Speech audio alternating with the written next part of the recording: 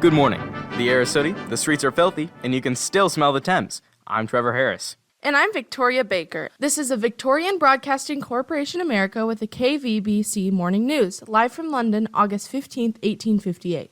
The great stink continues. Celebrated author Charles Dickens separates from his wife. When it comes to India, Her Majesty Queen Victoria is not amused. And are London's orphanages doing the job? And now our top story.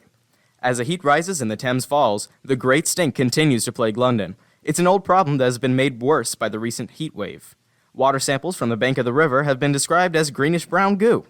While Londoners have been complaining about the stench for years, members of Parliament seem to have just noticed. This may be due to the fact that they have just occupied their newly constructed Parliament building on the banks of the Thames. Suggestion of a connection between the river and recent outbreaks of cholera have been denied. However, Prime Minister Lord Palmerston suggests that a new sewage system may be necessary. Famed author Charles Dickens has legally separated from Catherine, his wife of 22 years. There has been rumors of Mr. Dickens' affairs and secret trysts with the former lover. However, Mr. Dickens denies such rumors and says that the cause of the separation was irreconcilable differences. The situation was sparked when a gift intended for a certain Ellen Ternan was accidentally delivered to Catherine. Mr. Dickens claims that Miss Ternan is just a good friend. He has purchased Catherine a house and has allowed her access to their 10 children, but he is not encouraging his children to contact her. It seems that our colony in India is getting a change in government. In a recent act of Parliament, the governing of India has been transferred from the East India Company to the Crown. This move was prompted by last year's rebellion in which soldiers from the Bengal Army shot their British officers. This move sparked an insurrection that led to the deaths of many British and Indian women and children.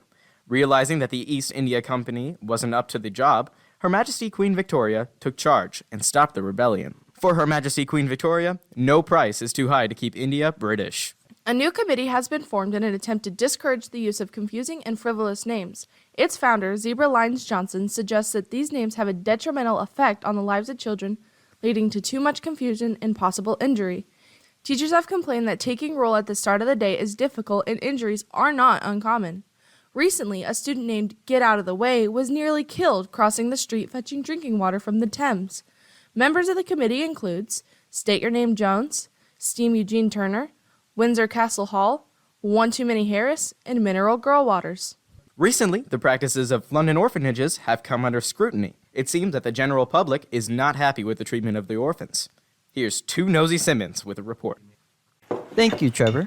I'm speaking with Susan Hart-Thrasher Johnson, head of Westgate Orphanage. Thank you. I don't know what all the fuss is about. I think we spoil them. I mean, just 12 hours of factory labor a day. What about nutrition? Mum. Quiet! They get their 1 square meal of gruel a day.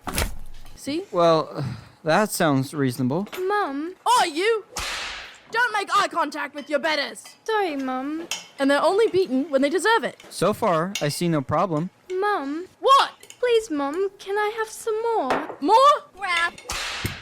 Nothing to worry about here. I'm too nosy. I'm gonna beat the dickens out of you!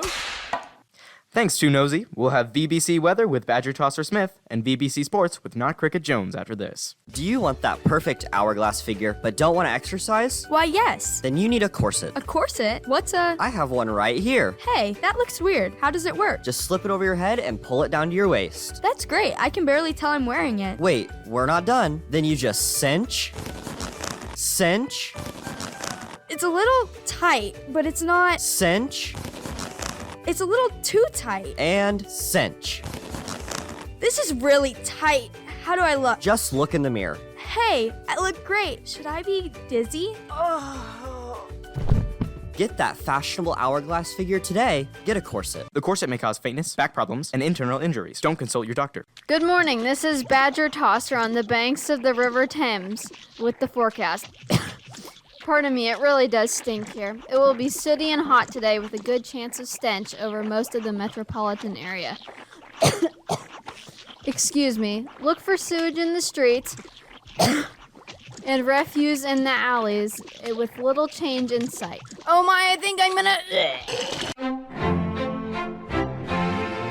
Well, with sports season ending, there's not much to talk about. But here goes. The 72nd season of cricket has been an interesting one. John Jackson is the leading wicket taker with 102 for Nottingham.